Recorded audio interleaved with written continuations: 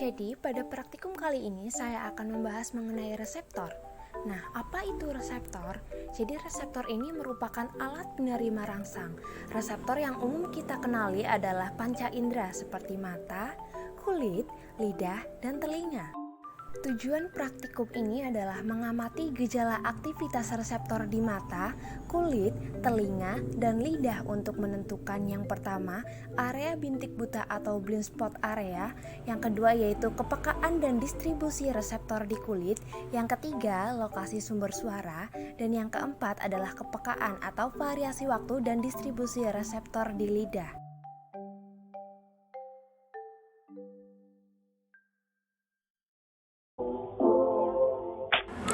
Untuk praktikum reseptor mata, langkah-langkah yang perlu dilakukan yaitu yang pertama, siapkan kertas karton manila ukuran kuarto warna putih, lalu buat tulisan bertanda plus dan 0.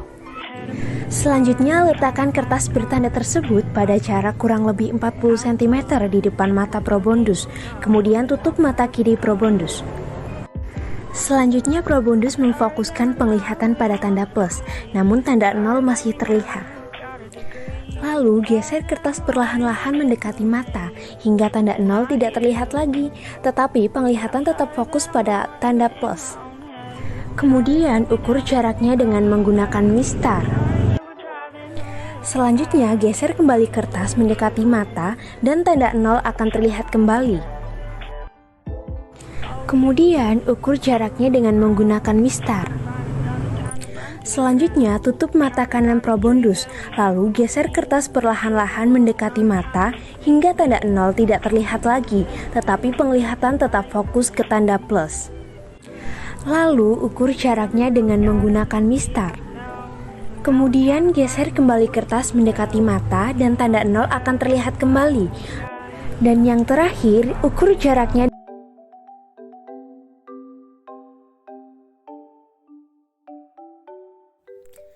Ada jarum dan logam, selanjutnya yaitu ada alat tulis, kemudian ada juga air es, dan yang terakhir yaitu adalah air hangat.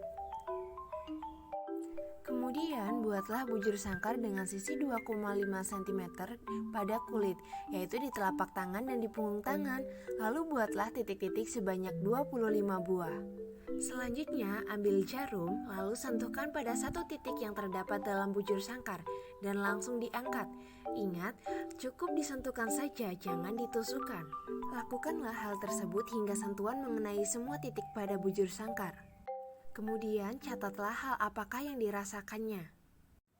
Selanjutnya, rendamlah logam pada air dingin. Kemudian angkat, lalu sentuhkanlah pada salah satu titik yang terdapat dalam bujur sangkar. Sentuhkanlah logam tersebut hingga mengenai semua titik pada bujur sangkar. Lalu catatlah hal yang dirasakannya seperti dingin atau merasa nyeri. Kemudian rendamlah logam pada air hangat, kemudian angkat, lalu sentuhkanlah pada salah satu titik pada bujur sangkar. Lakukanlah hal tersebut hingga sentuhan mengenai semua titik pada bujur sangkar. Lalu, catatlah hasil praktikum tersebut ke dalam tabel.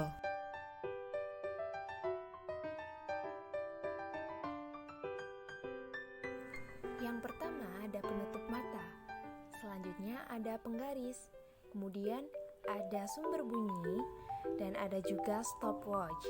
Dan yang terakhir ada alat tulis untuk mencatat hasilnya.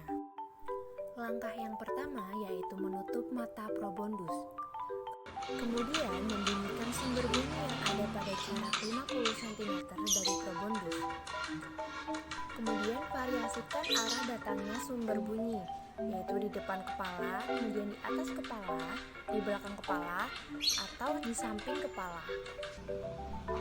Lalu probondus diminta untuk menebak posisi arah datangnya sumber bunyi setiap kali posisi diubah. Yang terakhir, catatlah data keakurasian jawaban probondus dalam tabel dan hitung persentase jawaban yang akurat.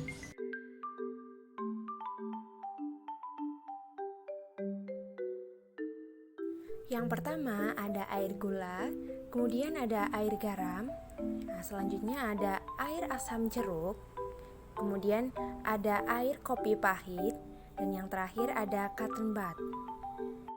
Sebelum praktikum, probondus diminta berkumur dan membersihkan area lidah. Kemudian tutup mata probondus dan probondus diminta menjulurkan lidah, biarkan lidah dalam kondisi basah. Kemudian ambillah salah satu larutan yang tersedia dengan menggunakan cotton bud. Sentuhkan cotton bud tersebut pada lokasi tertentu di lidah probondus. Sesuaikan rasa larutan dengan teori lokasi distribusi reseptor di lidah. Lalu catatlah waktu yang diperlukan probondus untuk menyatakan rasa. Selanjutnya, dengan cara yang sama, satukan cotton bud pada lokasi reseptor tertentu, namun cotton bud disentuhkan pada lokasi reseptor rasa yang tidak sesuai dengan teori distribusi reseptor di lidah. Setiap kali selesai melakukan tes rasa, probondus selalu berkumur untuk membersihkan mulut dari larutan uji. Ulangi dengan larutan lain yang tersedia, kemudian catat rasa yang disampaikan oleh probondus ke dalam tabel. Ini adalah gambar teori distribusi reseptor pada lidah. Selanjutnya adalah hasil pengamatan. Yang pertama adalah hasil pengamatan reseptor mata, yaitu jarak yang tidak terlihat pada mata kanan adalah 5,5 cm, kemudian mata kiri adalah 6 cm, sedangkan jarak yang terlihat adalah untuk mata kanan 30 cm dan untuk mata kiri 28 cm. Selanjutnya adalah hasil pengamatan reseptor kulit. Pada punggung tangan, rasa panas ini memiliki presentase 44%, kemudian dingin adalah 28% dan rasa nyeri 92%. Sedangkan pada telapak tangan ini rasa panas adalah 80%, rasa dingin 60% dan rasa nyeri 100%. Kemudian ada hasil pengamatan reseptor telinga. Jadi untuk sumber datang bunyi dari atas, belakang, depan, dan samping, untuk probondus dapat menebak semua arah datangnya sumber bunyi dengan benar. Untuk yang terakhir ada hasil pengamatan reseptor lidah. Jadi untuk rasa manis, probondus dapat menebak rasa dalam waktu 1,5 detik, kemudian untuk rasa asin yaitu 1,7 detik, untuk rasa asam 1,4 detik, dan rasa pahit 2,4 detik. Kemudian kita masuk pada pembahasan. Pada reseptor mata, bintik buta tidak peka terhadap stimulus cahaya atau fotoreseptor, karena pada bintik buta ini tidak ada reseptor cahaya tetapi terdapat jalur dari syaraf optik menuju otak. Maka walaupun ada cahaya masuk, tidak akan membuat kanal ion Na, sehingga tidak terjadi depolarisasi. Setiap orang memiliki jarak blind spot yang berbeda-beda. Hal ini dipengaruhi tingkat kepekaan terhadap rangsang cahaya, sehingga mempengaruhi jarak bintik buta pada mata kanan dan pada mata kiri, serta bintik buta pada setiap orang. Kemudian, pada reseptor kulit telapak tangan memiliki reseptor yang lebih peka terhadap rangsangan dibanding reseptor yang ada di punggung tangan. Perbedaan tingkat kepekaan pada reseptor kulit telapak tangan dan punggung tangan dapat disebabkan oleh syaraf-syaraf reseptor di telapak tangan lebih banyak dan rapat dibandingkan syaraf-syaraf reseptor di kulit punggung tangan.